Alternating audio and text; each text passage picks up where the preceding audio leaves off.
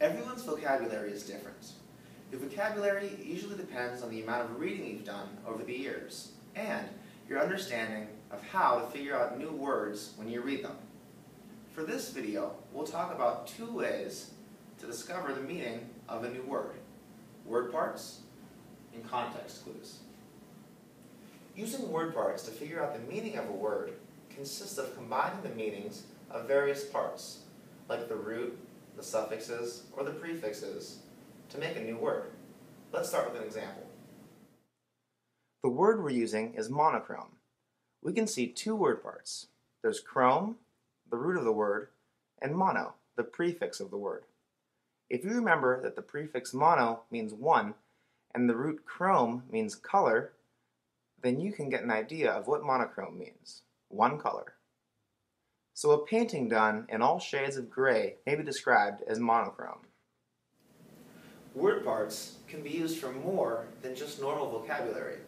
Sometimes, something like a city can even be broken down into word parts. Here's Philadelphia. You can see that it breaks down into three distinct word parts: Phil, Adelph, and Ia. Phil stands for love. Adelph comes from the Greek word Adelphi, which means brother, and Ia commonly signifies a city. So when you put those together, you have love, brother, and city. So if you ever heard Philadelphia called the city of brotherly love, that's because that's exactly what it means. You may not always know all the parts of a word. In these cases, the author may purposely or unknowingly hint at the meaning of a word by using the words around it.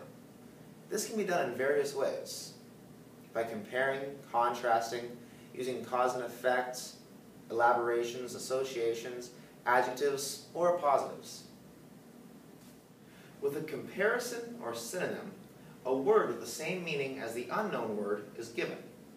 So for an example, the events were listed in chronological order or in the order of the time they happened. With this sentence, you can figure out that chronological means ordered by time by reading the second half of the description, the order of the time they happened. Sometimes you'll be given an idea of what the opposite of a word means. The context clues here are contrast and antonyms.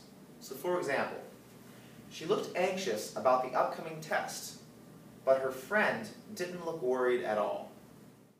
In this sentence, you can figure out that anxious has something to do with being worried by reading how her friend wasn't worried at all.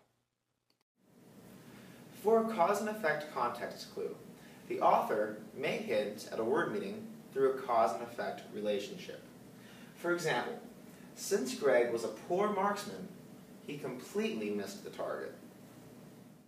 In this sentence, you know that a good marksman would have hit the target, so marksman must have something to do with the skill of hitting a target. For elaboration clues, the author may go on to a further description that allows you to get a better idea for the original word that he or she used.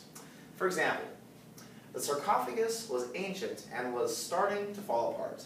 When the archaeologist dug it up and opened it to inspect the dead king's body, they were worried it would fall apart.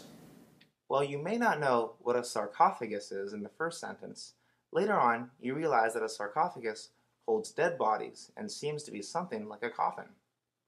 For associations, you can figure out the meaning of a word by thinking about the settings, moods, attitudes, and imageries associated with it.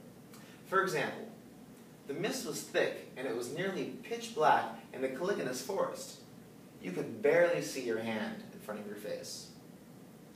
From the feeling you get when you read the sentence, you can get the idea that Caligonus has something to do with describing dark and misty places. And lastly, for adjectives and appositives, words offered after the unknown word can give hints about the meaning. These words are usually after a comma. Dr. Walter, a nephrologist, is famous for his work on kidney diseases. From the part of the sentence after the comma, you can figure out that a nephrologist is a doctor that deals with kidney disease. Check out the tables in your book with a ton of extra word parts that we didn't use, and a lot of examples about context clues.